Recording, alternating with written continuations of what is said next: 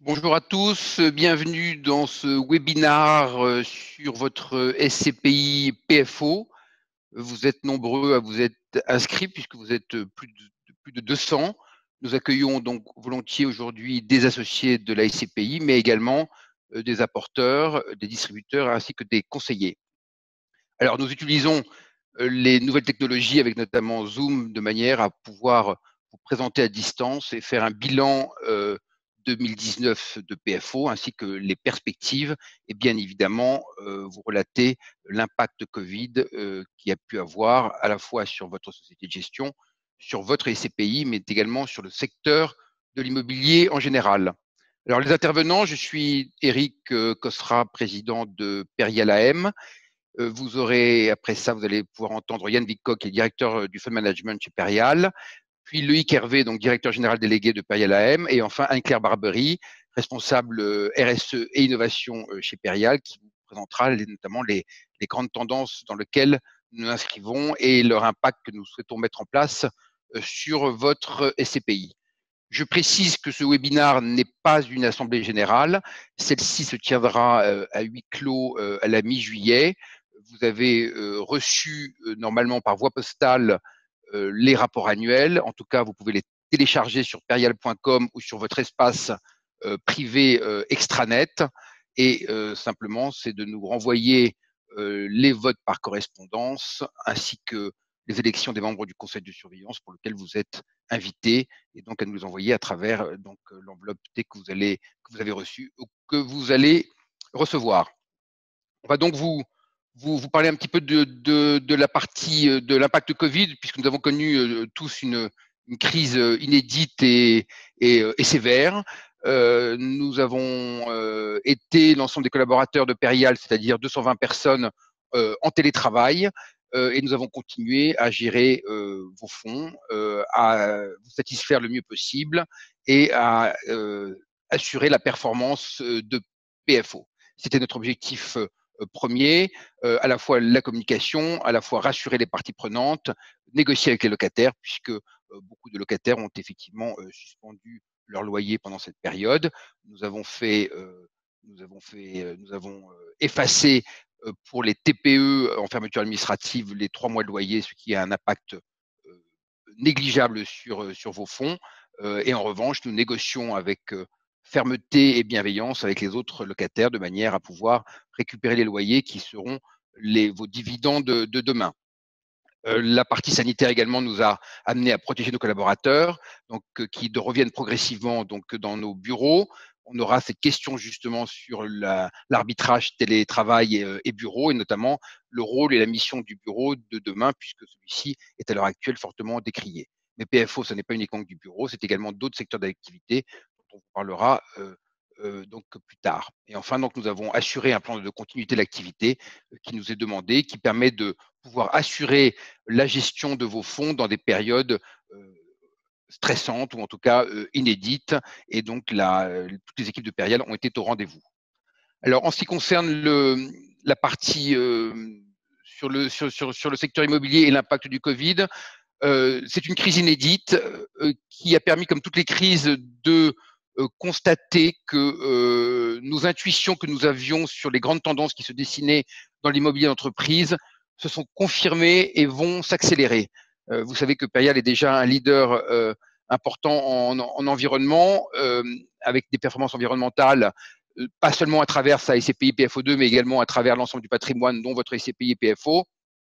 Et on voit bien que les critères environnementaux et sociétaux sont d'actualité. Et derrière le sociétal, c'était effectivement le confort et l'hygiène de nos entreprises locataires et de leurs collaborateurs, l'engagement de nos immeubles au sein de leur univers proche et comment s'inscrivent-ils dans l'urbanisation et notamment dans la métropolisation, puisque la métropolisation est un axe de développement important chez Perial et accompagne notre stratégie d'investissement.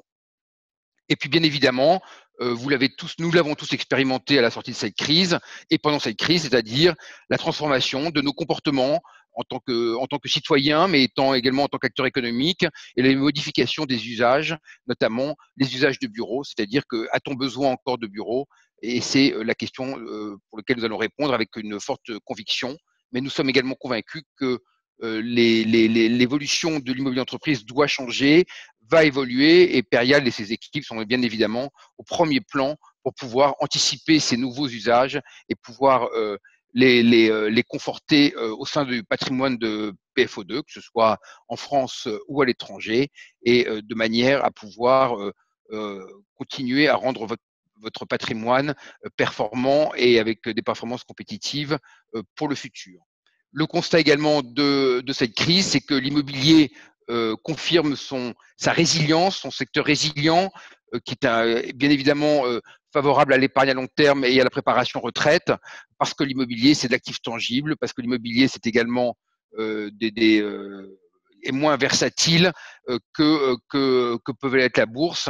Et donc, nous avons là un secteur résilient, et on voit bien qu'à travers toutes les crises de plus en plus fortes que nous connaissons, l'immobilier montre sa capacité à résister, et notamment les SCPI, et ainsi que vos SCPI, et particulièrement PFO, dont on va vous parler tout de suite. Voilà, je vais laisser la parole donc à Yann Vidcock, qui va vous présenter un petit peu l'impact de l'immobilier l'impact du Covid sur le secteur de l'immobilier, et je suis à votre disposition pour toutes les questions. Vous pouvez d'ores et déjà nous questionner à travers Zoom, et on y répondra donc après l'exposé et avant la conclusion de ce webinaire. Merci.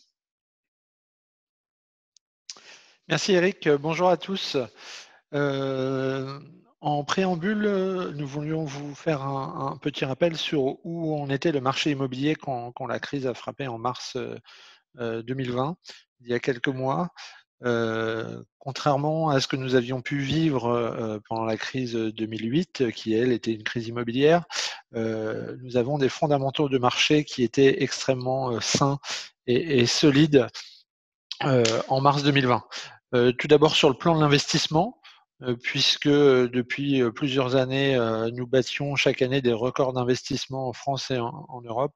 L'année dernière, le total investi en France était de plus de 40 milliards d'euros en immobilier d'entreprise, qui n'avait jamais eu lieu jusqu'à maintenant. Et en Europe, nous avions dépassé les 260 milliards d'investissements.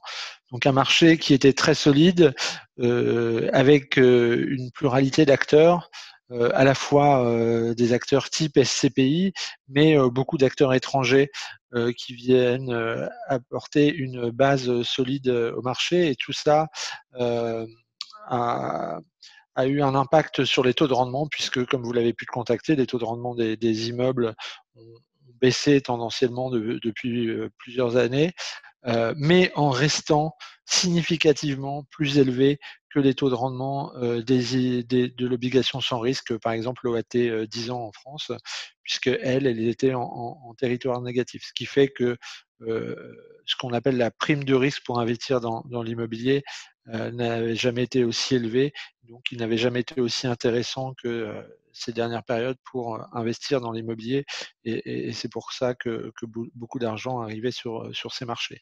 Et pourquoi tant d'investissement sur l'immobilier ces dernières années?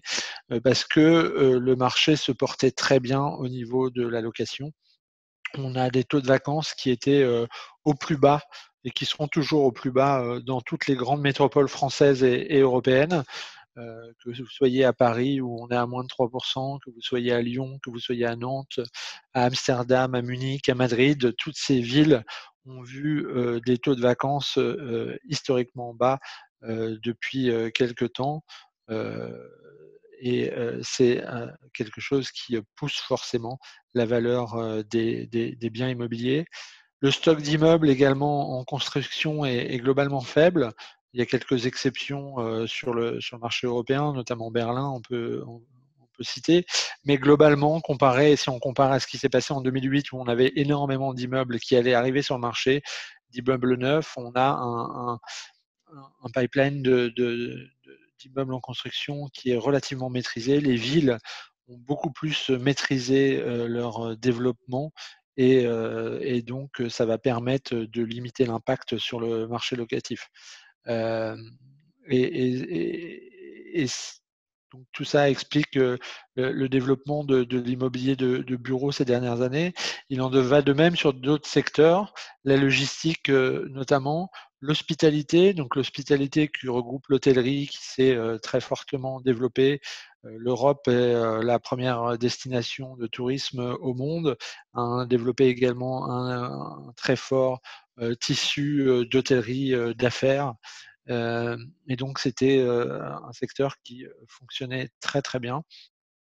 Et enfin, le commerce, où la situation était plus contrastée, où effectivement, depuis plusieurs années, les investisseurs étaient plus méfiants puisque le commerce était en pleine adaptation de la vague e-commerce qui le frappait. Euh, et donc cette crise aujourd'hui que nous subissons, elle est à notre avis pas une crise de rupture, mais une crise accélératrice de tendance. Sur le commerce notamment, le risque à court terme du commerce, c'est essentiellement un risque de faillite des petits commerçants ou des commerçants plus importants.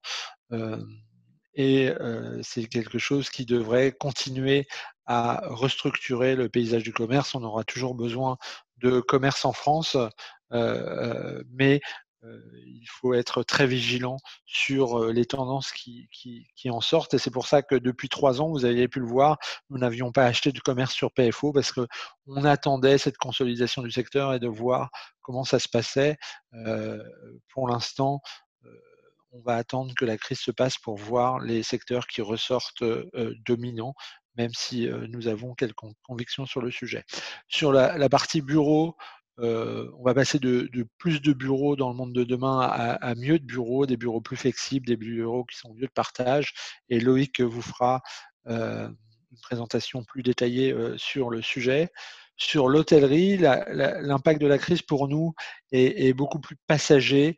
Il y a eu un impact qui était dû au fait de l'absence de déplacement, mais on le voit déjà sur les hôtels de PFO.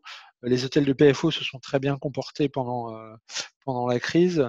Les hôtels allemands notamment et aux Pays-Bas, certains n'ont pas fermé et ont continué à avoir des taux d'occupation faibles même pendant le confinement. Et depuis la sortie du confinement en Allemagne et aux Pays-Bas, les taux d'occupation ont euh, retrouve des couleurs. Et donc l'hôtellerie, pour nous, est un secteur qui risque de se consolider autour de gros acteurs, parce qu'effectivement, les petits acteurs vont avoir plus de mal à passer ces moments un peu difficiles, mais reste un secteur très porteur si les localisations sont bien choisies. On aura toujours besoin d'hôtels de centre-ville, on aura toujours besoin d'hôtels de gare, et donc c'est important de bien choisir et de bien cibler ces actifs. Si on passe à la slide suivante, l'impact principal de la crise aujourd'hui sur l'immobilier, c'était un impact ponctuel qui était celui sur la perception des loyers au deuxième trimestre. Il faut savoir que cet impact est quand même, ce débat est quand même très franco-français, où effectivement le président de la République a dès son premier discours expliqué qu'il pourrait y avoir une suspension des loyers pour certains locataires. Ça n'a pas été le cas en Allemagne ou aux Pays-Bas, où nous avons reçu beaucoup moins de demandes. Loïc vous fera un peu plus tard un exposé des demandes que nous avons reçues de report de loyer sur PFO, parce qu'on parle bien de report de loyer dans ce cas-là. Sur notamment des négociations sur le T3 ou sur le T4. Mais l'impact immédiat, c'est effectivement une diminution des prises à bail sur le bureau, tout simplement, puisque les transactions n'ont pas pu se faire pendant quelques mois, et également parce que l'incertitude tend à geler les mouvements des locataires. Nous avons vu certains de nos locataires qui finalement ont souhaité repousser leur départ alors qu'ils nous avaient annoncé leur départ, puisque l'incertitude de la situation fait qu'ils attendent de voir comment les choses vont évoluer avant de changer de bureau. Donc je dirais quelque chose qui se fige, mais toujours des transactions locatives. Sur le secteur des loyers, des valeurs une hausse des loyers, on était donc souvent sur les villes-centres sur des hausses de loyers, comme à Paris, comme à Amsterdam. Ces hausses de loyers devraient rester plus limitées sur les villes-centres et On peut envisager des baisses de loyer sur les villes plus éloignées dans lesquelles nous ne positionnons pas avec PFO, puisque à chaque fois on essaye de sélectionner des actifs qui sont proches des villes-centres et des nœuds de transport en commun. Si on passe à la slide suivante, il faut rappeler que l'immobilier, en temps de crise, quand la crise n'est pas d'origine immobilière, est toujours une valeur refuge. Et c'est important de le souligner. Nous n'avons pas vu sur PFO de vague de retrait. Bien au contraire, nous sommes restés sur les mêmes montants de retrait que l'année dernière sur la SCPI et nous continuons à collecter. Nous avons fait une bonne collecte au premier trimestre et nous avons continué à collecter sur PFO pendant le confinement de manière plus mesurée, mais on continue à collecter et on sent bien depuis quelques semaines que la collecte est en train de repartir, puisque les gens estiment que la pierre est souvent une valeur refuge et procure une sécurité. Sur les taux de rendement et sur les évolutions du marché, ce qu'on peut dire des premières semaines post-confinement, c'est qu'on voit que les acteurs se concentrent pour la plupart sur les actifs les plus sécurisés, les actifs qui ont les meilleures localisations, les actifs qui ont les locataires les plus solides et qui sont les plus récents aux normes environnementales les plus strictes. Tout simplement parce que on estime que ce sera des actifs qui subiront moins les contre-coups de la crise. Et donc ce qu'on voit d'ores et déjà, c'est que sur ce genre d'actifs, les taux globalement n'ont pas bougé et qu'on est resté sur des taux globalement bas pour ce type d'actifs, puisqu'il y a encore une demande très forte de la part des investisseurs. Par contre, on estime qu'il y aura une remontée des taux de rendement et donc une baisse des prix sur les actifs les plus exposés, soit sur la partie commerce, sur les commerces les plus exposés à la crise, soit sur l'hôtellerie, sur les hôtels plus éloignés et sur les hôtels de petite taille qui seront plus sensibles à la crise, et enfin sur l'ensemble de toutes les classes d'actifs, sur les localisations secondaires où de moins en moins d'investisseurs tendent à se positionner et où les valeurs vont avoir tendance à baisser. On peut dire également que la crise est très contrastée suivant les pays, avec un impact plus fort, par exemple en Italie, et un impact moindre qu'en France sur l'Allemagne et les Pays-Bas. En Allemagne et aux Pays-Bas, nous avons effectivement eu que très peu de demandes de report de la part des locataires, et la situation est globalement meilleure que celle que nous vivons en France. Enfin, vous rappelez que Perial, société de gestion, depuis plus de 50 ans, s'est toujours adapté aux évolutions du marché. Nous, SCPI existe depuis maintenant plus de 50 ans et nous avons fait face à plusieurs crises, et que tous ces cycles immobiliers, on les a traversés en délivrant des performances dont on parlera un peu plus tard, mais qui sont toujours de très bonnes performances. Enfin, cette crise renforce nos convictions, qu'il faut avoir une gestion dynamique du portefeuille, et notamment céder les actifs qui doivent être cédés, qui ne sont plus soit dans la stratégie ou qui ont atteint leur apogée de performance pour pouvoir en tirer le meilleur bénéfice, et continuer à investir dans les grandes métropoles européennes. On pense que l'Europe est un vecteur de développement important pour diversifier le risque, et que c'est dans les grandes métropoles que se concentrera l'économie de demain, comme elle a déjà commencé à se concentrer depuis plusieurs années.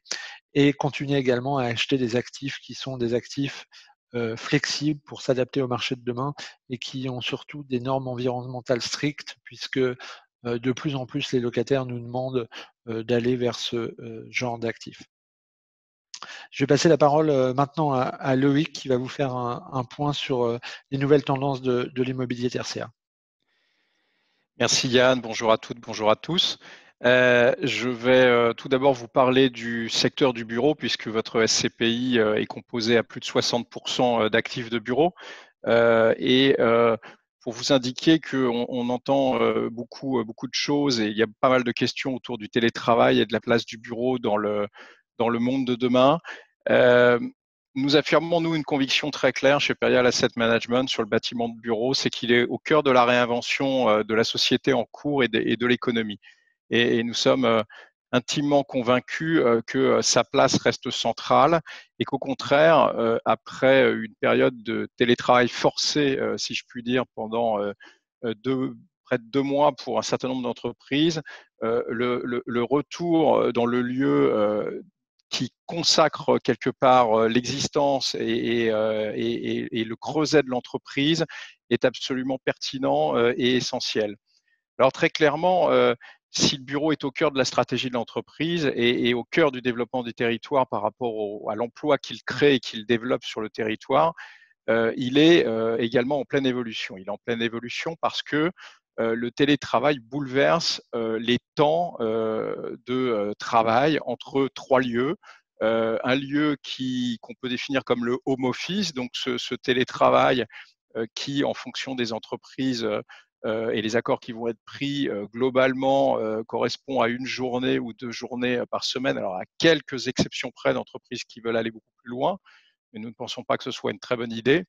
Dans l'immense majorité des cas, on est plutôt sur 1 ou 2 jours, et ça, c'est du home office qui vient en complément de la partie bureau qui reste fondamentale. Et puis un troisième temps qui s'inscrit à travers le nomadisme. Le nomadisme, c'est le travail dans les transports, c'est le travail dans les tiers-lieux autour du coworking, des tiers-lieux intermédiaires dans les villes de province. Donc, c'est l'ensemble de ces 3 temps aujourd'hui qui est en train de structurer significativement le travail dans les entreprises et dans l'immobilier entreprise. Donc, le bureau était déjà en mutation depuis plusieurs années. Il faut reconnaître que le confinement a considérablement accéléré le mouvement et des tendances de fond aujourd'hui se font jour. On en a affiché 4 sur cette présentation. La première, c'est que le bureau devient un vecteur d'usage avant d'être un simple cumul de mètres carrés.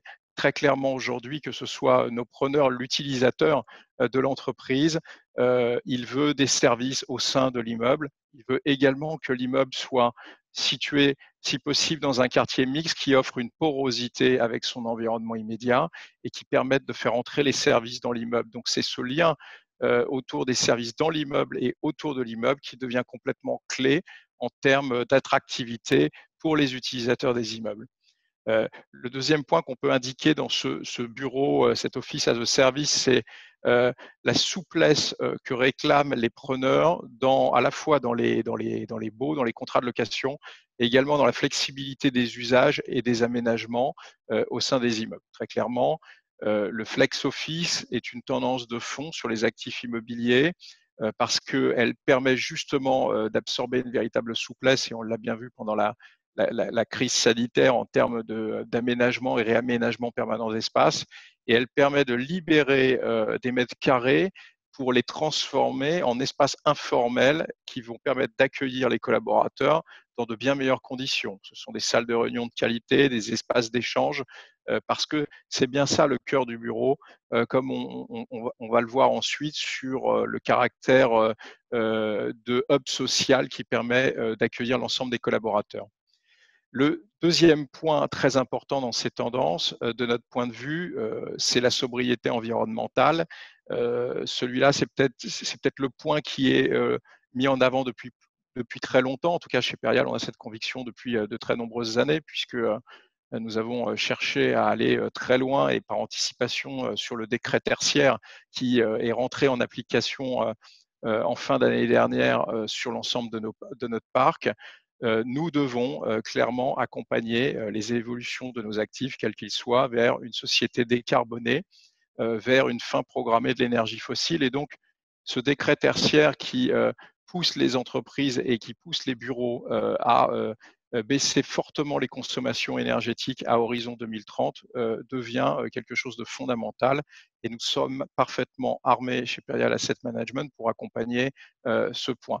Ça se traduit au quotidien par de l'achat d'énergie verte pour alimenter nos actifs, une baisse permanente des consommations énergétiques en lien très fort avec nos clients locataires à travers des comités verts, des annexes environnementales au contrat de location, mais également à travers la gestion des déchets, le recyclage des déchets sur les chantiers de rénovation. Anne-Claire Barbery vous parlera plus dans le détail sur la politique, plus généralement sur la politique ESG que nous appliquons sur l'ensemble de nos fonds et sur PFO. La troisième tendance de fond, c'est, je l'indiquais tout à l'heure, c'est ce besoin d'interaction sociale plus que jamais, on le voit bien. En sortant de confinement, le bureau permet le lien, le lieu crée le lien, et donc les collaborateurs viennent au bureau pour sociabiliser, pour créer, pour vivre une expérience. Très clairement, c'est à travers le lieu que se développe la stratégie de l'entreprise. C'est à travers le lieu que l'image de l'entreprise est mise en avant. Et donc, pour nos preneurs, le lieu est très, très, très important, à la fois pour renforcer la marque employeur et recruter des talents, mais également vis-à-vis des clients pour délivrer une image très positive. Le bilan carbone, sur le point précédent, est absolument clé pour les entreprises et donc leur implantation à la fois territoriale et sur la qualité intrinsèque des bureaux qu'ils occupent est un point très important. Enfin, on a un phénomène d'attractivité renforcée des métropoles. Il y a beaucoup de discussions autour de ce sujet sur un lien qui se distendrait sur le sujet des métropoles aujourd'hui. Nous avons, nous, profondément la conviction qu'au contraire, nous sommes dans un mouvement aujourd'hui très important d'affirmation de la métropole sur le bureau comme un espace essentiel. Pourquoi ? Parce que et on le voit bien, c'est très plébiscité aujourd'hui par les jeunes actifs qui utilisent nos produits immobiliers. La mixité des usages, la mixité des lieux, la sociabilisation à travers des lieux qui permettent d'offrir un accès facilité à la santé, à l'éducation, à la culture, mais également des lieux qui sont desservis par des transports propres et qui offrent une connectivité essentielle aujourd'hui avec du très haut débit absolument fondamental pour toutes les activités digitales, c'est clairement quelque chose qu'offre la métropole et qui n'offre pas un tissu urbain complètement disséminé. La concentration des emplois et des richesses se fait bien dans ces métropoles et nous continuons, nous, à nous renforcer sur les métropoles comme étant des sources d'attractivité absolument essentielles. Donc, pour résumer notre pensée sur la partie bureau, de notre point de vue, il ne va pas disparaître, il mute indéniablement, les mètres carrés se transforment et donc il faut que nous accompagnions, et ce qu'on fait au quotidien avec nos preneurs, la mutation de leurs espaces de travail. Je vais vous parler également de l'hôtellerie et du commerce parce que votre SCPI en comporte un volume, un certain volume, au-delà des 60% de bureaux. Sur la partie hôtellerie, tout d'abord, mais Yann Wittkok en a déjà parlé en introduction, très clairement, le marché de l'hôtellerie est un petit peu en souffrance cette année, indéniablement, et après avoir vécu des sujets de grève et à répétition ces derniers temps. Pour autant, les fondamentaux démographiques et l'attractivité du territoire européen en matière d'hôtellerie ne se dément pas. Le marché du tourisme, l'Europe constitue le premier marché du tourisme mondial et toutes les tendances de fond sont extrêmement bien orientées pour le secteur de l'hôtellerie. Ce qui souffre particulièrement aujourd'hui, ce sont les petits hôtels avec des exploitants peu solides. Nous avons, nous, fait le choix d'investir à travers des chaînes solides, type Holiday Inn, type Star Inn, Travelodge, B&B. Ce sont des hôteliers qui sont capables aujourd'hui d'absorber les difficultés de trésorerie qu'ils rencontrent, soit comme Yann l'a indiqué, certains qui n'avaient pas complètement fermé leur activité et qui ont pu dégager un minimum de chiffre d'affaires pour payer un certain volume de charges. Mais très clairement, nous les voyons tous redémarrer à l'heure actuelle, progressivement, d'une façon plus rapide sur le moyenne gamme, ce qui est notre cœur du sujet. C'est plus compliqué sur la partie très haut de gamme. En revanche, l'hôtellerie de moyenne gamme redémarre progressivement et donc notre quotidien aujourd'hui, c'est d'accompagner nos locataires à étaler progressivement les loyers de façon à les faire redémarrer du mieux possible dans cette période. Mais en tout cas, il n'y a pas de mutation structurelle de ce marché. On est sur un sujet purement conjoncturel. Sur le commerce, à l'inverse, nous sommes clairement sur une mutation structurelle extrêmement lourde. Elle était indéniablement importante avant la crise. Elle s'est considérablement accélérée. La digitalisation et le e-commerce qui transformait profondément le secteur du commerce s'est accéléré d'une façon prodigieuse pendant les dernières semaines. Très clairement, ce qui est important à noter sur le commerce, c'est la qualité des emplacements qui reste indéniable, mais également la qualité des locataires qui reste très très importante. Et la qualité des locataires, dans un secteur d'activité particulièrement touché, certains vont redémarrer beaucoup plus vite que d'autres. Nous sommes en lien permanent avec l'ensemble de nos clients. Nous avons des grandes enseignes comme Monoprix, comme Picard, comme Fnac Darty, comme Aubert, ou encore comme Buffalo Grill sur les chaînes de restauration, Basic Fit sur le sport ou Habitat.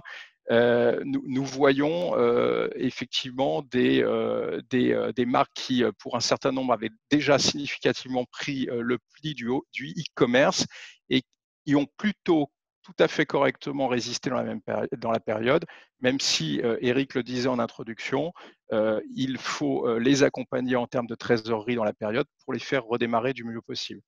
Donc, il y a des business models qui mutent plutôt rapidement aujourd'hui et avec un bon accompagnement, on a la certitude que nous avons des business models qui vont redémarrer d'une façon stable. Néanmoins, il faut être extrêmement vigilant dans nos sélections de locataires et les accompagner au quotidien pour s'assurer qu'il n'y ait aucune défaillance possible. À noter également, pour finir sur ce sujet des commerces, que le rendement net de cette activité sur le portefeuille est supérieur à 6% et que notre taux d'occupation sur cette poche commerce est supérieur à 93% avec des durées de contrat de location supérieures à 3 ans. Donc c'est même si la situation n'est pas simple, elle est néanmoins extrêmement stabilisée et vous allez le voir juste après dans les encaissements de loyers. La situation a pu être gérée d'une façon tout à fait satisfaisante à l'issue de ce deuxième trimestre. Je passe la parole à Anne-Claire Barbery pour vous parler des enjeux ESG appliqués à votre fonds immobilier.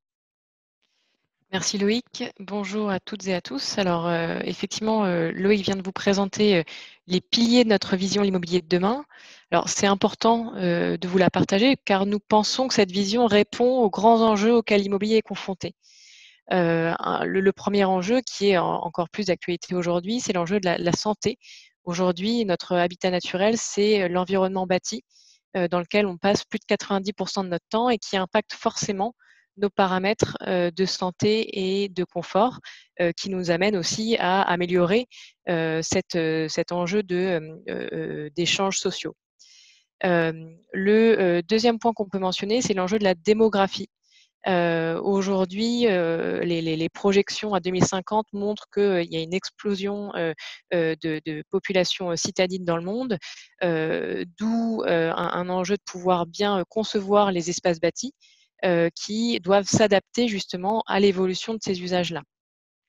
Un troisième point qui nous semble important, c'est l'enjeu du digital. Aujourd'hui, on parle beaucoup de digitalisation de l'économie et l'immobilier est un des secteurs qui, évidemment, est impacté par cet enjeu digital.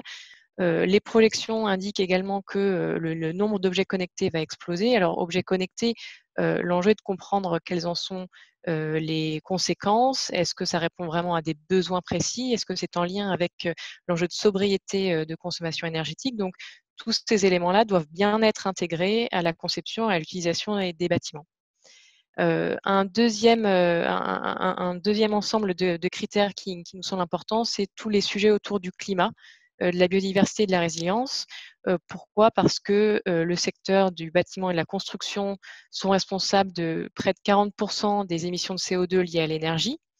Le deuxième point, c'est l'enjeu de la biodiversité. Aujourd'hui, vous avez sans doute vu un certain nombre d'articles et de rapports d'experts qui indiquent que la perte de biodiversité est vertigineuse aujourd'hui et ça pose de vraies questions en termes d'écosystème, en termes d'équilibre sanitaire et agroalimentaire notamment. Et enfin, le sujet de la résilience climatique. Aujourd'hui, les événements climatiques extrêmes augmentent en intensité et en fréquence. Il faut comprendre comment l'immobilier doit se préparer et doit s'adapter à des événements climatiques qui ne sont plus des événements climatiques qui se passent très loin de nos contrées, mais plutôt de manière très fréquente, comme des canicules ou des inondations. Alors, tous ces enjeux-là sont majeurs, sont structurants, et ce qui est assez enthousiasmant, c'est que Perial Asset Management participe justement à les résoudre. Alors, comment ? En créant justement de la valeur sur le long terme pour l'ensemble de nos clients, de nos partenaires, de nos investisseurs et de nos épargnants, tout en valorisant le patrimoine immobilier, en le rendant vertueux et résilient en travaillant sur l'enjeu climatique et en participant à une dynamisation économique pérenne des territoires dans lesquels le patrimoine est implanté. Alors, vous avez pu le voir dans le rapport annuel, 2019 a réaffirmé la qualité de notre démarche d'investissement responsable. Perial Asset Management a de nouveau été noté A au principe de l'investissement responsable de l'ONU sur une échelle de E à A+. À noter également que 100% des parties communes et des lots vacants sont alimentés en énergie verte avec des garanties d'origine. Et sur votre SCPI PFO, près de 20% des actifs de bureaux de plus de 2000 m² sont certifiés en construction ou en exploitation. Tout ça, ce sont des preuves tangibles de notre performance. Alors, si on veut aller plus loin, sur la slide suivante, nous souhaitons projeter des engagements sur les prochaines années en matière de climat, en inscrivant donc PFO dans une stratégie bas carbone. C'est le sens de nos engagements qui sont décrits dans le plan climat que nous avons publié en 2019. Donc, il y a un certain nombre d'actions qui découlent de ces engagements-là. On peut en citer un sur lequel nous sommes en train de travailler, qui est l'enjeu de la mobilité décarbonée. Le sujet étant de bien concevoir des bâtiments ou adapter des bâtiments pour s'assurer que les infrastructures et les services sont disponibles pour favoriser la mobilité douce et décarbonée comme le vélo. L'enjeu de la biodiversité, nous le traitons actuellement. En cartographiant les actifs selon leur performance biodiversité, pour savoir si la biodiversité locale est valorisée, voire améliorée grâce aux actifs immobiliers. Un sujet également qui répond à l'enjeu d'immobilier de demain, à la vision de l'immobilier de demain, c'est l'offre de services. Nous travaillons actuellement pour bien recenser les offres de services disponibles et renforcer et faire adapter cette offre-là pour accompagner les besoins de nos locataires qui évoluent évidemment. Un sujet également sur lequel nous travaillons, c'est celui de l'occupation temporaire des surfaces vacantes avant restructuration. L'enjeu étant à la fois de traiter un enjeu social et un enjeu de sobriété de consommation pour pouvoir mettre à disposition ces espaces vacants sur une période très courte, très précise, à des organisations ou à des entreprises qui n'auraient pas forcément l'occasion ou la possibilité d'avoir accès à ces surfaces-là de manière plus classique.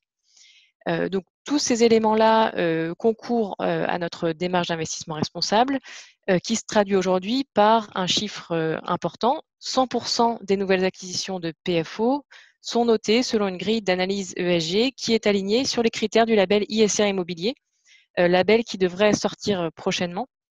Et donc, tout cela pour vous indiquer que notre méthodologie s'appuie sur les meilleures pratiques du secteur pour nous assurer justement que le patrimoine est aligné sur cette vision de l'immobilier demain qu'on vous a projetée. Je vais maintenant laisser la parole à Yann qui va vous présenter un peu plus en détail les performances de PFO. Merci Anne-Claire. Sur la stratégie de PFO d'abord, l'objectif c'est de faire de PFO la SCPI diversifiée qui se concentre sur des actifs sécurisés de long terme dans les grandes métropoles européennes. L'objectif est d'en faire une SCPI qui est soit dans un spectre de risque plus faible que les autres SCPI, et c'est pour ça que nous avons acheté depuis plusieurs années des actifs avec des durées résiduelles fermes des baux très élevées. Vous avez pu voir dans nos acquisitions, que ce soit en 2018 ou en 2019, des acquisitions avec des baux de 15 ans ferme, 20 ans ferme, à l'étranger notamment, puisque à l'étranger, notamment en Allemagne par exemple, lorsque vous avez un bail de 15 ans et que vous êtes contraint de payer l'intégralité de ces loyers si vous voulez sortir. Donc c'est quelque chose de très solide. Et aujourd'hui, nous avons passé cette durée résiduelle ferme des baux qui était de 1,8 ans en 2018 à 5,2 ans, 5,25 même, au 1T 2020. Et cette durée résiduelle ferme devrait encore augmenter avec les acquisitions que nous sommes en train de faire. Donc un profil de risque très intéressant. Et enfin, une SCPI qui s'expose de plus en plus à l'Europe et qui va de plus en plus s'exposer à l'Europe, car c'est un marché de diversification important.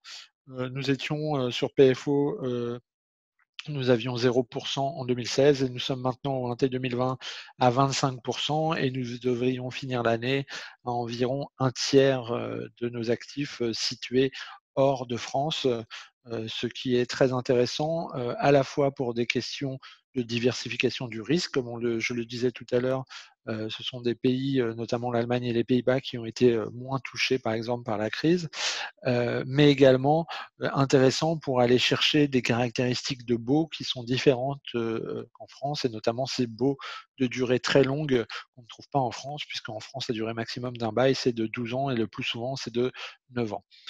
On va passer à la slide suivante.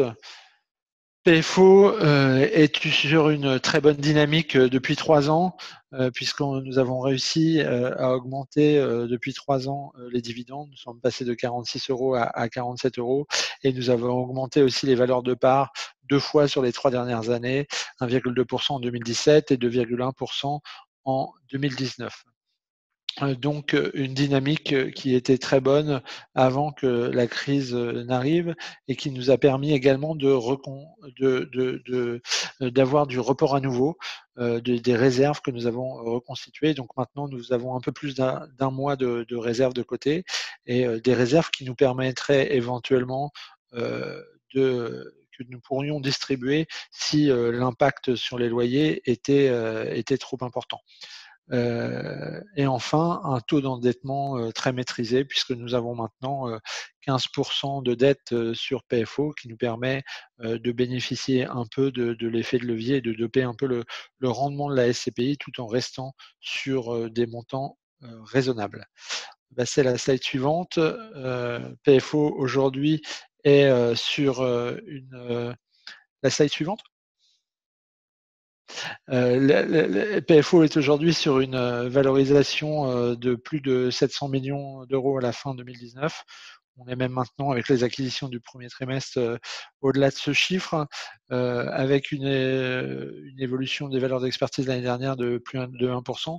Et surtout, vous voyez une valeur de reconstitution à 1011 €, donc bien au-delà de la valeur qui est de 966 € du prix de la part, et qui nous permet d'avoir une marge très intéressante pour absorber éventuellement, si la crise venait à être violente, des baisses de valeur avant qu'on ne soyons obligés de baisser le prix de la part. Pour l'instant, nous n'avons pas d'inquiétude de ce côté-là, puisque on pourrait absorber plus de 13% de baisse de valeur sur PFO avant que nous devions bouger le prix.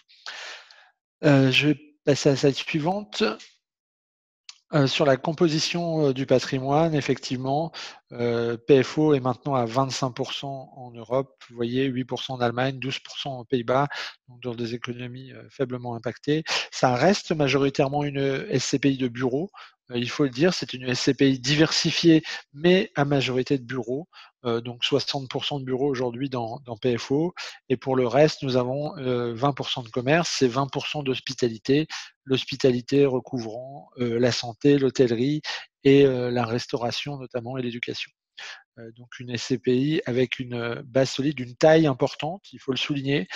Plus la taille d'une SCPI est importante, plus elle est résistante au choc extérieur parce qu'elle a une base d'immeubles très diversifiée, une base de locataires très diversifiée, et donc une SCPI qui a des fondamentaux solides.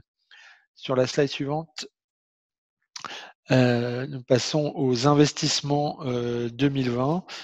Donc une collecte qui s'est bien comportée sur le début d'année puisque nous sommes à une quarantaine de millions.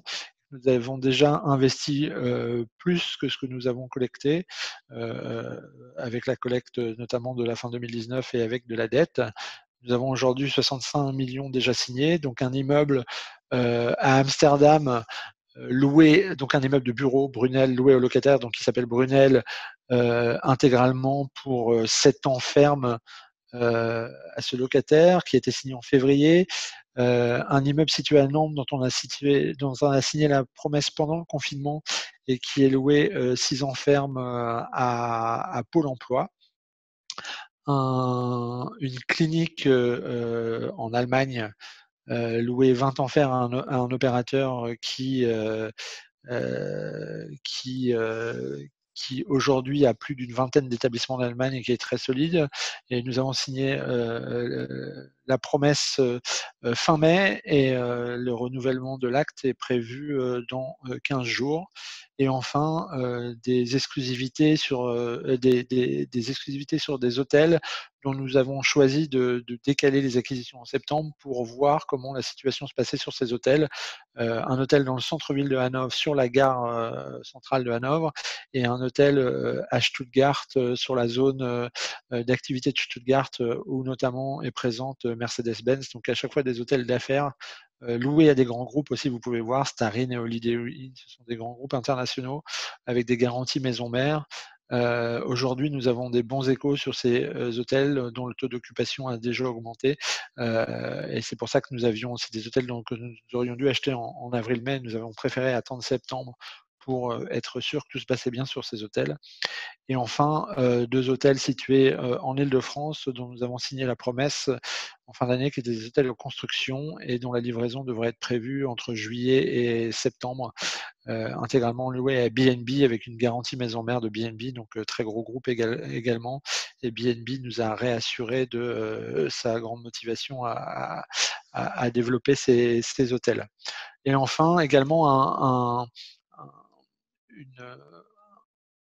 un volant d'arbitrage relativement conséquent, puisqu'on nous avons vendu déjà en ce début d'année 13 millions d'euros d'actifs. Nous avons 10 millions d'euros qui sont sous exclusivité et dont les promesses de vente devraient signer pendant l'été. Et donc toujours une gestion active des arbitrages pour se séparer des actifs qui ne sont plus en ligne avec la stratégie, et afin de pouvoir se recentrer sur des actifs les plus sécurisés possibles et offrant le plus de durabilité du rendement à long terme. Je passe la parole à Loïc pour vous parler des taux d'occupation.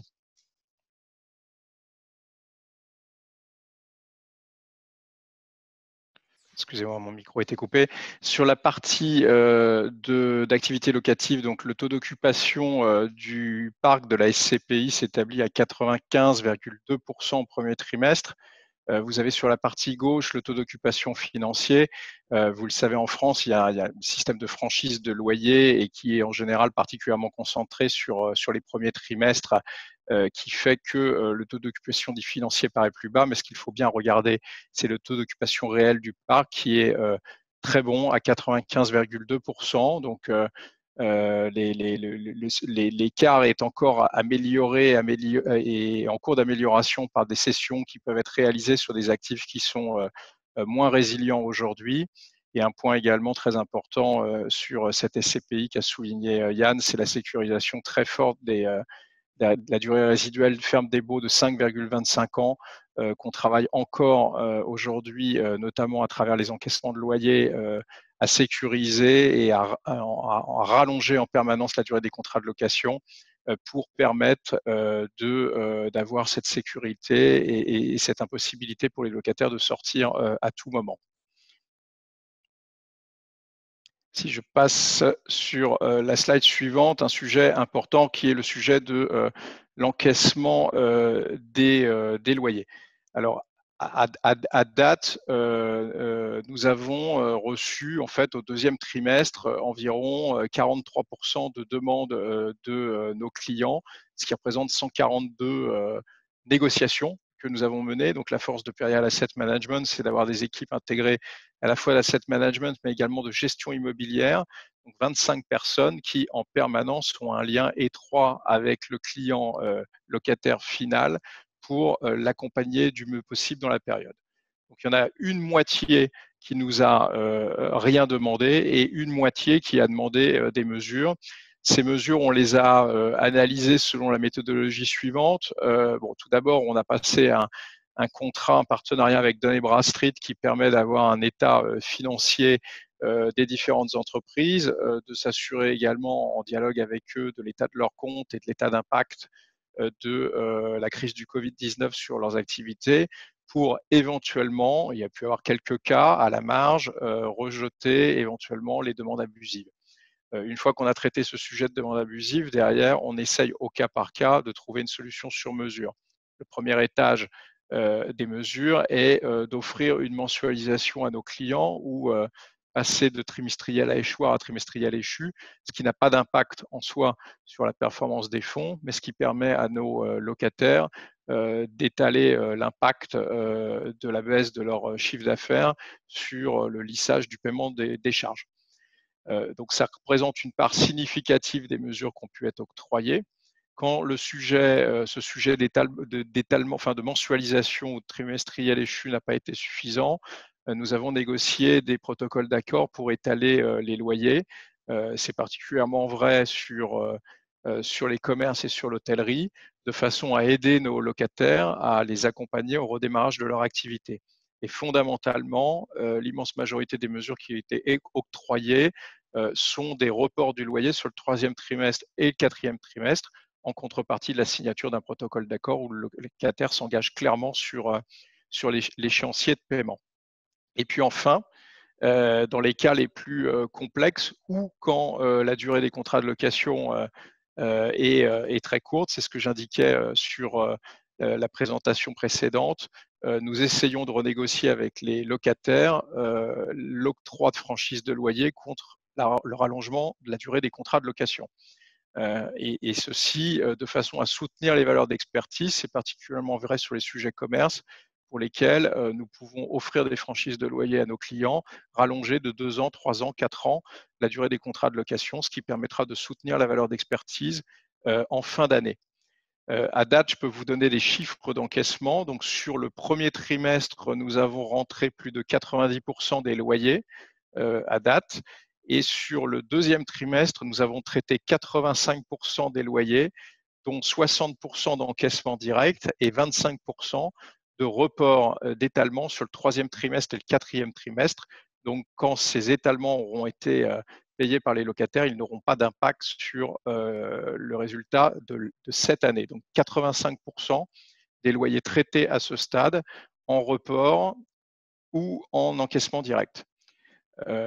Un point complémentaire par rapport à ces 85%, on a eu 1,8% d'annulation de loyer sur les TPE sous fermeture administrative, c'est-à-dire les entreprises de moins de 1 million d'euros de chiffre d'affaires et de moins de 10 salariés qui étaient sous fermeture administrative. Donc, comme l'ensemble des sociétés professionnelles à travers notre fédération professionnelle, nous nous sommes retrouvés pour octroyer cela à des tout petits commerces qui n'auraient pas survécu si on n'avait pas offert cette possibilité. Ça n'a un impact, encore une fois, que de 1,8%. Et les franchises que j'indiquais tout à l'heure contre des renégociations de rallongement des durées de contrat de location ont un impact de 5% sur les loyers quittancés sur le deuxième trimestre de cette année. On peut passer à la slide suivante. Donc, pour conclure sur ce portefeuille de locataires diversifiés économiquement et géographiquement. Donc, on en a déjà parlé, une majorité de bureaux, une diversification également en Allemagne ou aux Pays-Bas où on voit que les choses se comportent quand même un tout petit peu mieux pour un certain nombre de nos locataires qu'en France. Une concentration également majoritaire et de plus en plus importante au fur et à mesure où nous réalisons nos investissements et nos arbitrages de taille d'entreprise importante ou très importante. Et j'en parlais tout à l'heure sur les notations des risques locataires, où nous avions les 3/4 du portefeuille de clients également jugés en risque faible ou très faible de par leur performance juste avant d'entrer dans la crise, ce qui est sécurisant. Et on l'a bien vu, d'ailleurs, les demandes se sont concentrées sur ceux qui avaient très logiquement à la fois les domaines d'activité et les notations les plus les moins importantes. Et donc, on a pu travailler à travers tous ces documents pour accompagner sur mesure, encore une fois, en fonction de la situation de chacun des locataires. Un point important à noter, quand on a du commerce ou de l'hôtellerie dans le parc, on est assez peu exposé sur votre SCPI à des loyers variables, puisque 9% du loyer total simplement en prend une petite composante de chiffre d'affaires en fonction des contrats de location. Et pour terminer, les 25 plus gros locataires représentent 42% des loyers. Vous avez une diversification des typologies de locataires au sein du parc, de façon à ne pas être exposé à un seul secteur d'activité, mais à de nombreux secteurs d'activité. Je repasse la parole à Yann pour les perspectives de performance.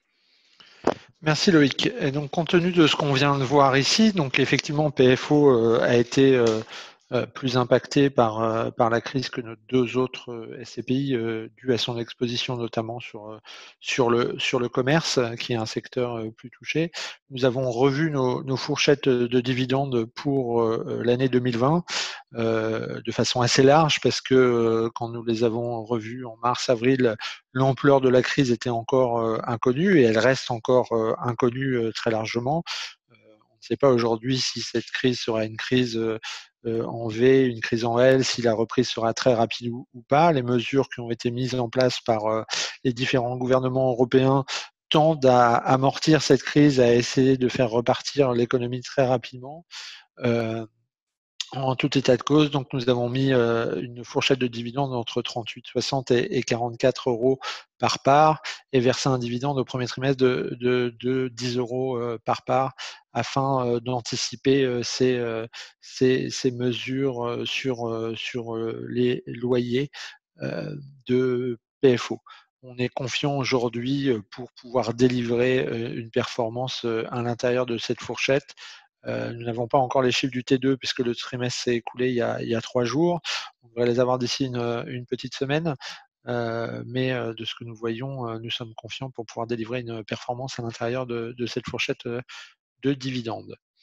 Sur l'avenir de PFO, ce que sera PFO demain, c'est de continuer à se concentrer sur ces actifs de sécuriser de long terme, et à continuer à diminuer le risque de PFO, et donc d'aller vers une durée résiduelle ferme des baux de PFO supérieure à 6 ans. On pense pouvoir atteindre ça dès l'année prochaine, et enfin arriver à avoir plus de la moitié des actifs situés en dehors de France, soit d'ici fin 2022, on pense que nous pourrons réaliser également cet objectif. L'objectif donc d'avoir une SCPI qui fournit des rendements sécurisés sur le long terme.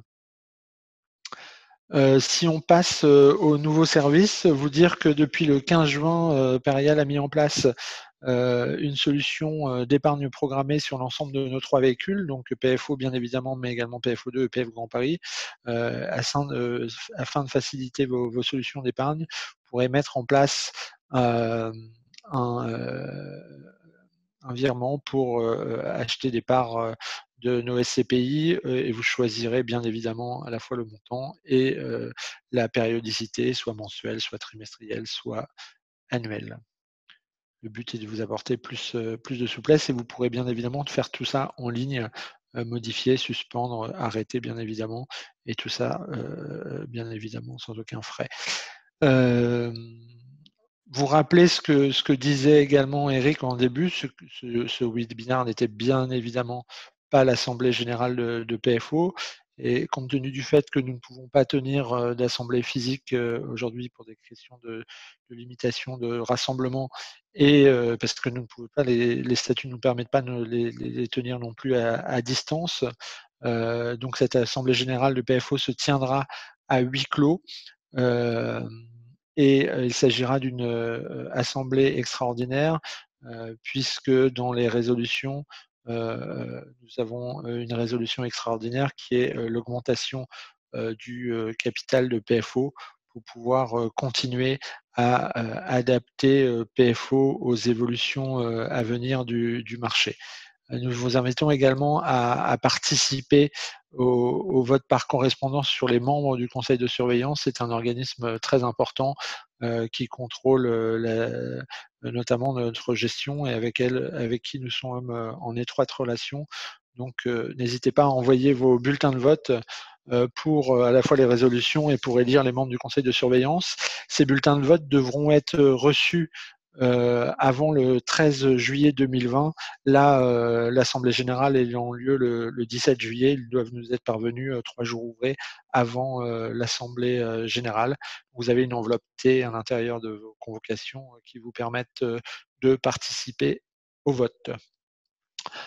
Nous en avons fini pour cette présentation et donc nous allons ouvrir la partie questions-réponses afin d'essayer de répondre à vos demandes. Est-il prévu d'investir en hospitalité dans des résidences intergénérationnelles opérées par un opérateur dans d'autres EHPAD comme celui en Allemagne? Oui, bien sûr. C'est un marché que nous regardons beaucoup, la santé, c'est un marché, voilà, on a acheté une clinique en Allemagne ce trimestre.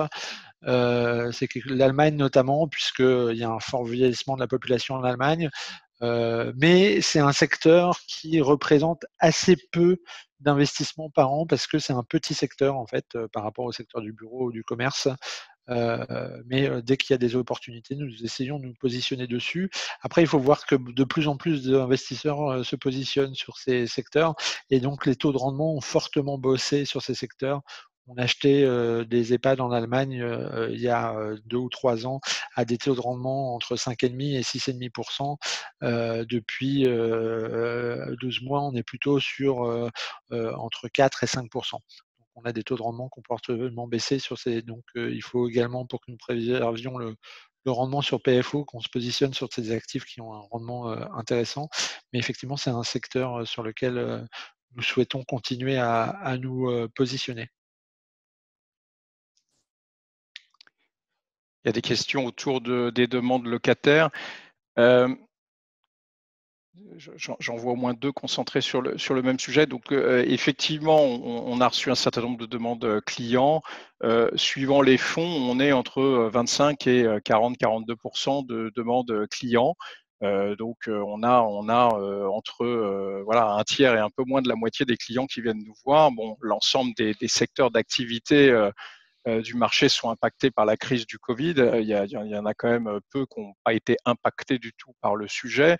Et quand, bien entendu, on a une dimension commerce ou hôtellerie qui est impactée peut-être plus fort, liée notamment aux fermetures administratives, il est assez logique que ça se reproduise dans ça se concentre dans les demandes locataires. Néanmoins, il faut tout de même noter que une partie significative ne fait l'objet, après discussion, que de passage en mensualisation des loyers à titre tout à fait provisoire, hein, c'est pas définitif, donc c'est une mensualisation soit sur le deuxième trimestre, soit jusqu'en fin d'année, ou un passage à trimestriel échu. Et encore une fois, toute cette partie-là n'a pas d'impact sur la performance des fonds au niveau de l'année.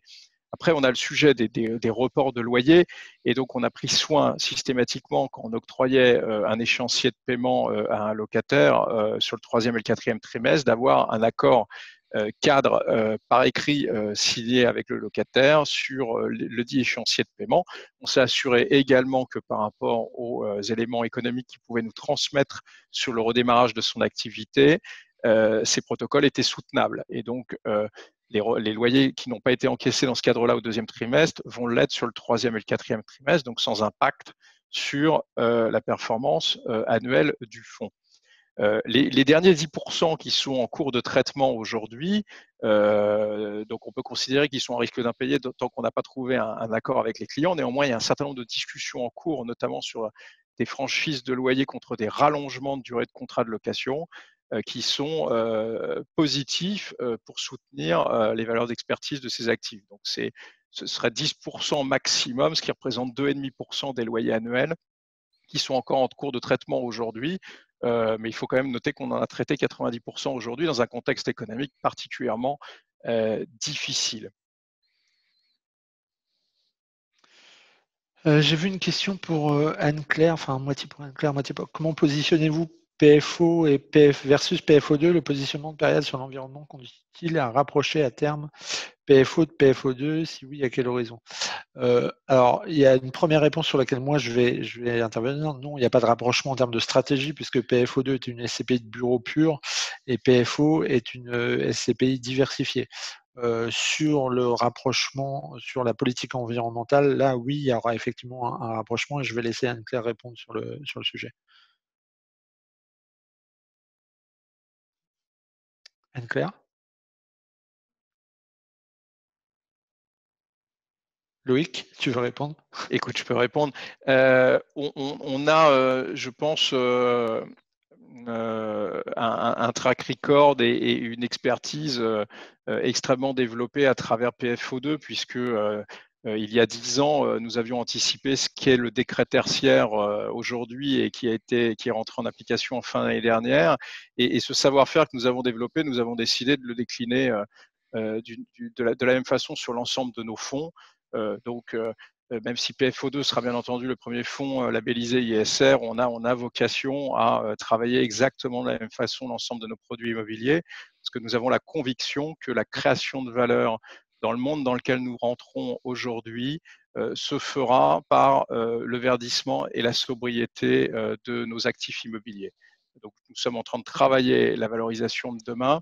J'en veux pour preuve dans le cadre des cessions qu'à compter de 2021, il faudra annexer aux actes de vente l'état d'avancement du respect des décrets tertiaires et de la réduction de consommation énergétique des bâtiments.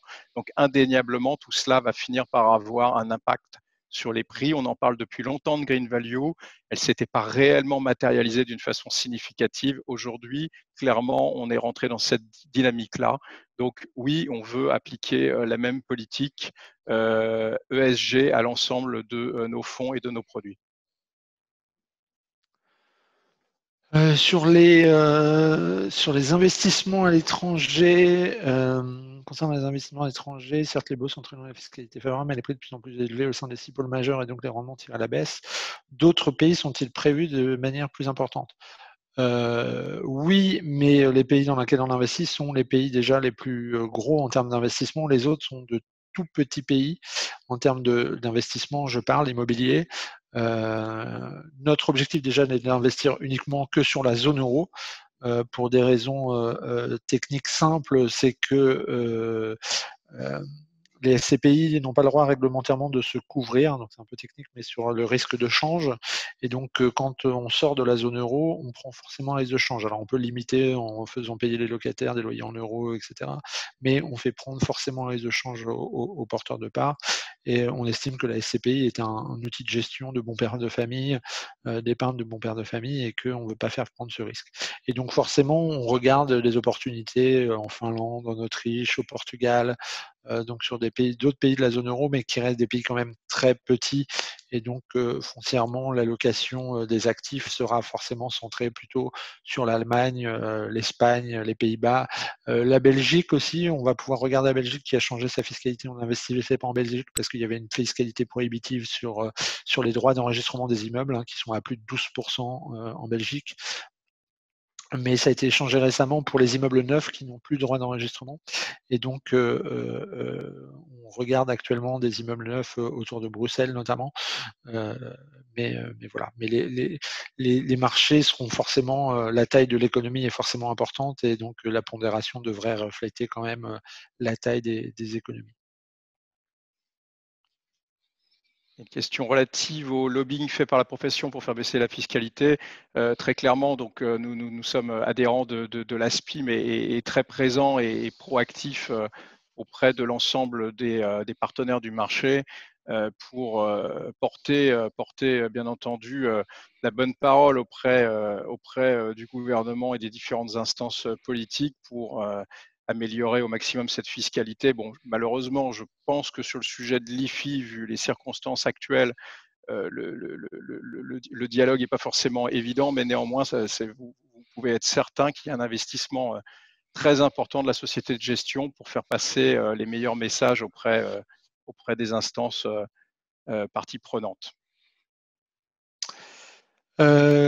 Comme les investissements à l'étranger en Allemagne ont des rendements parfois plus bas contre des bons longs, est-ce que le rendement plus bas est compensé par un gain pour l'investisseur à l'impôt sur le revenu? Prélèvement, la source en Allemagne, autrement dit, choisissez-vous vos investissements selon le rendement après impôt sur le revenu?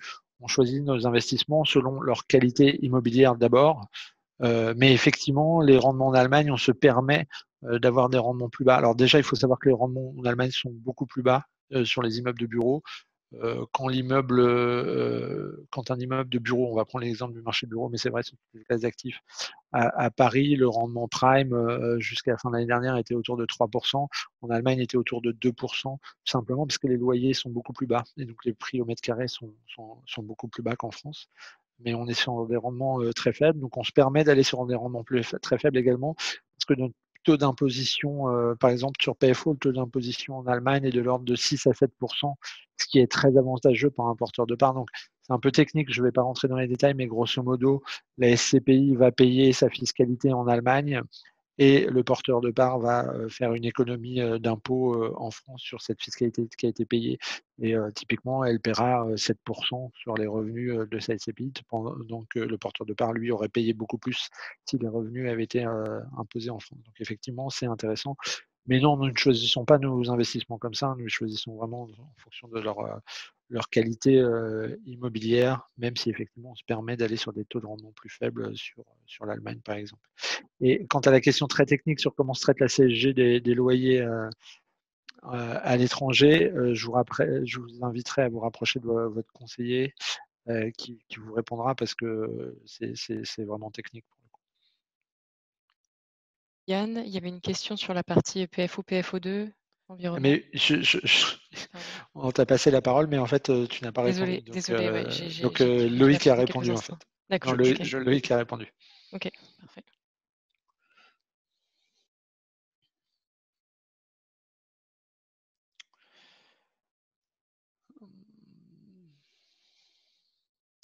Je regarde si je vois d'autres questions.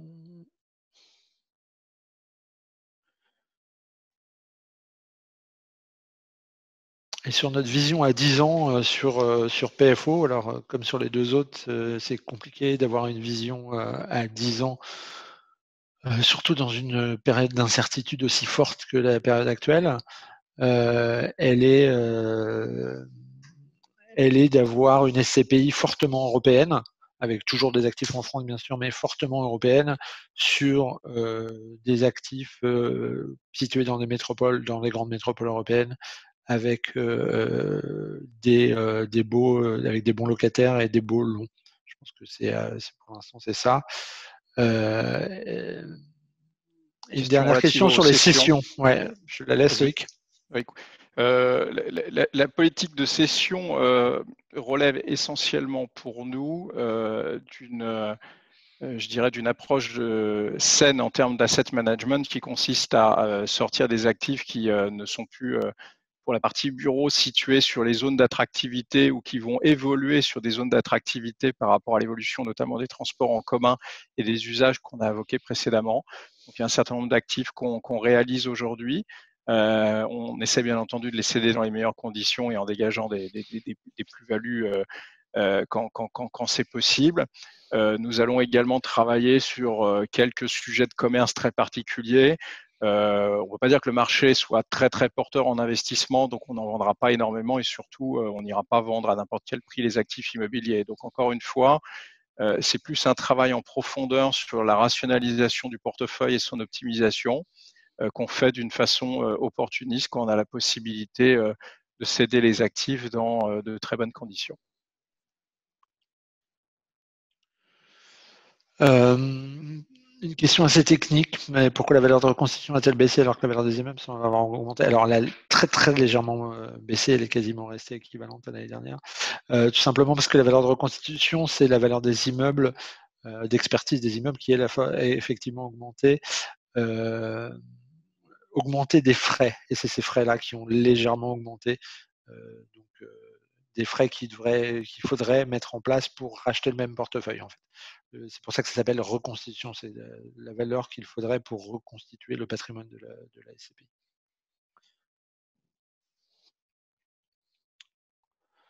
Je pense qu'on a fait le tour des questions. On va passer la parole à Eric pour la conclusion.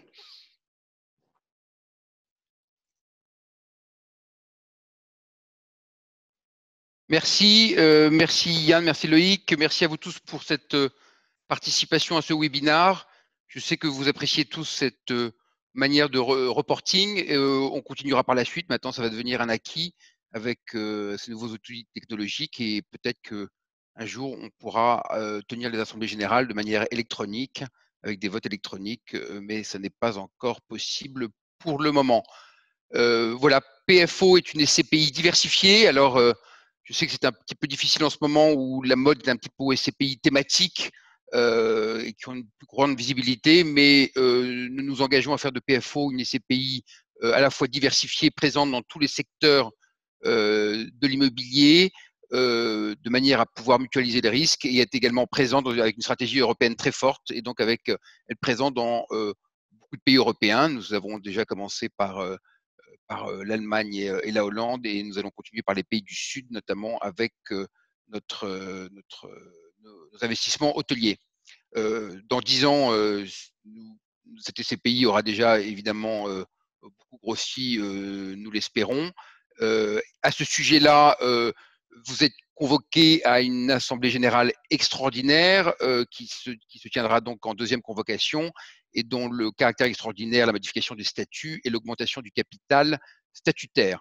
Ce n'est pas que nous souhaitons vouloir grossir pour grossir, simplement c'est que PFO est une SCPI à capital variable, donc ouverte, et donc nous devons être en capacité à pouvoir accueillir les souscriptions qui arrivent, honorer bien évidemment les retraits et les compenser. Et donc pour cela, nous avons besoin d'augmenter le capital statutaire pour éviter de fermer brutalement votre SCPI. Ce qui n'empêche pas que nous restons très vigilants sur la sélection des immeubles et des investissements. Et nous sommes pour l'instant assez attentistes puisque on sent que le marché est en train de se repositionner avec une nouvelle hiérarchisation des taux de rendement qui aura lieu, notamment sur des secteurs comme le commerce et l'hôtellerie, où il y aura qui souffrent déjà et sur lesquels il y aura certainement des opportunités à saisir. Et nous sommes donc prêts à pouvoir donc enclencher ces opportunités dès la rentrée. Voilà, donc je vous remercie de votre participation. Je vous invite donc à renvoyer vos bulletins de vote ainsi que les élections des membres du conseil de surveillance. Je vous souhaite un bel été.